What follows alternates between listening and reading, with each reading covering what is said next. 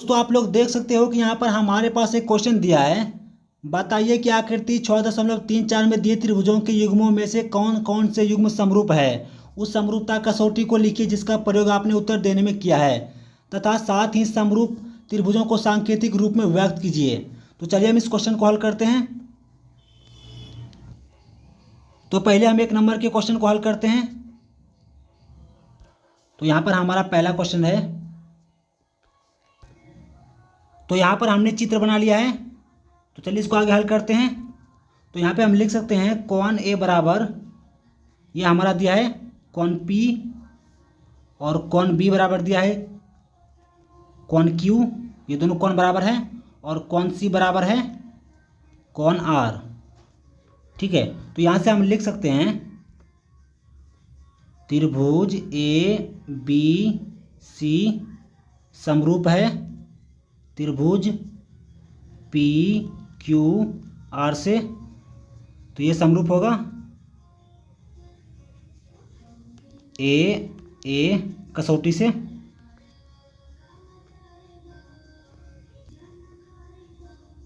कसौटी से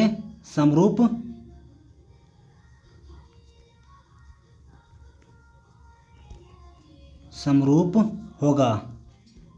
ठीक है, तो ये हो गया हमारा। तो चलिए हम अगले प्रश्न को हल करते हैं। तो यहाँ पर होगा 2 नंबर का क्वेश्चन। इसका भी हम चित्र बना लेते हैं। तो यहाँ पर हमने 2 नंबर के क्वेश्चन को चित्र बना लिया है। तो ये 2 नंबर का क्वेश्चन है। तो आगे इसको लिखते हैं हम। यहाँ पे लिखेंगे हम ए बी बटे क्यू आर बराबर लिखते हैं, ये हो जाएगा 1/2, और ये हो जाएगा बी सी बटे पी आर बराबर ये भी होगा 1/2। ठीक है, और ये हो जाएगा हमारा ए सी बटे पी क्यू बराबर 1/2।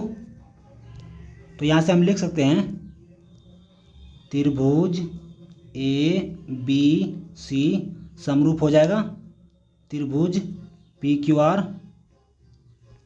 ठीक है, और ये हो जाएगा एस नियम से। चलिए हम तीसरे क्वेश्चन को देखते हैं। तो तीसरे नंबर के क्वेश्चन में हमने चित्र बना लिया है। तो आगे इसको हम लिखते हैं। तो यहाँ पे लिखेंगे हम एम पी बटे, ये हो जाएगा डी ई बराबर हम लिख सकते हैं 1/2। ठीक है, और एल पी बटे डी एफ लिख सकते हैं, बराबर लिख सकते हैं, ये भी हो जाएगा 1/2।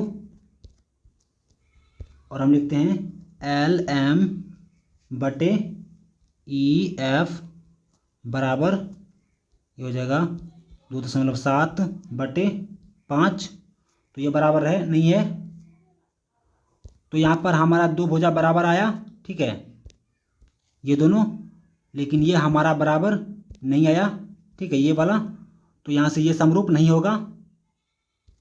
तो यहाँ पे हम लिखते हैं ये समरूप नहीं होगा, ये समरूप नहीं होगा।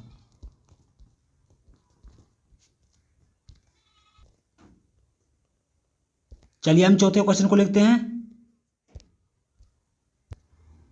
तो यहाँ पर हमने चौथे नंबर का क्वेश्चन का चित्र बना लिया है। ठीक है, आगे हम इसको लिखते हैं।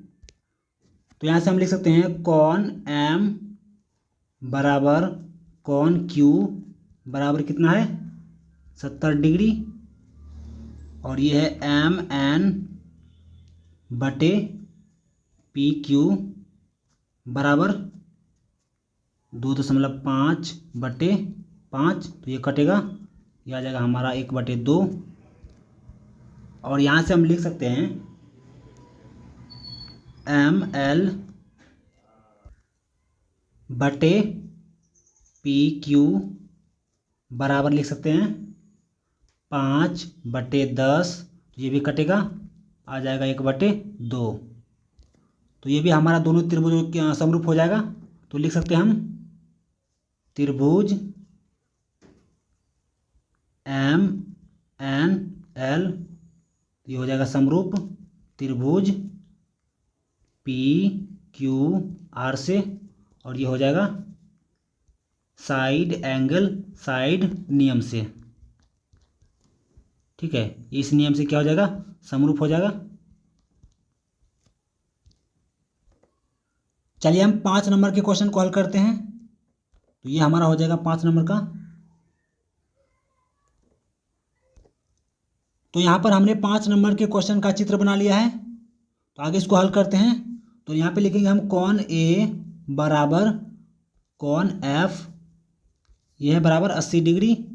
ठीक है, तो यहाँ से हम लिख सकते हैं ए बी बटे डी एफ बराबर 2.5 बटे, ये हो जाएगा 5, ये कटेगा, यहाँ से हम लिख सकते हैं 1/2, और नीचे में हम लिखेंगे बी सी बटे ई एफ बराबर 3/6, ये भी कटेगा, तो यहाँ से हम लिख सकते हैं 1/2।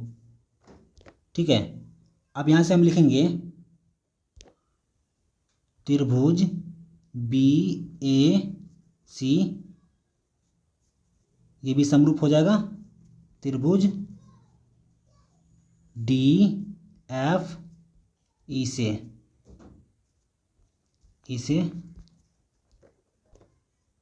और कौन से नियम से होगा, ये हो जाएगा हमारा एंगल साइड से। चलिए हम अगले क्वेश्चन को देखते हैं। तो ये हमारा हो जाएगा 6 नंबर का।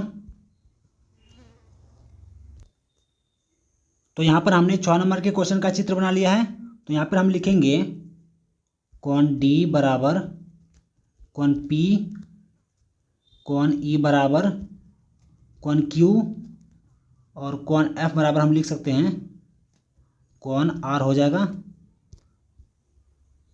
तो यहाँ से हम लिख सकते हैं त्रिभुज डी ई एफ समरूप हो जाएगा त्रिभुज पी क्यू आर से, और ये हो जाएगा ए नियम से।